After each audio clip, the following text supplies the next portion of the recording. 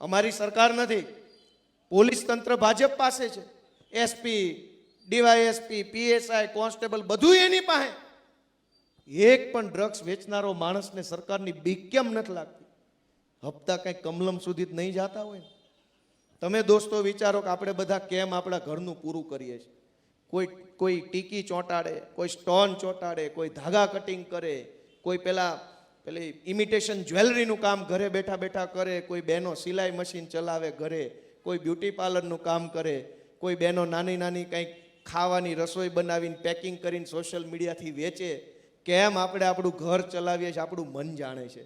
અને આ લોકોને બિલકુલ શરમ નથી કે આપણા છોકરાઓને, આપણા જુવાન દીકરા દીકરીઓને ડ્રગ્સના રવાડે ચડાવે છે. એક વખત જો એને સત્તાના અહંકારમાંથી હેઠા ઉતારવા હોય, તમારા પોતાના દીકરા દીકરીઓને જીવનમાં બચાવવા હોય, તો એક વખત અમને આશીર્વાદ આપો એવી મારી બધાય પાસે હાથ જોડીને લાગણી છે.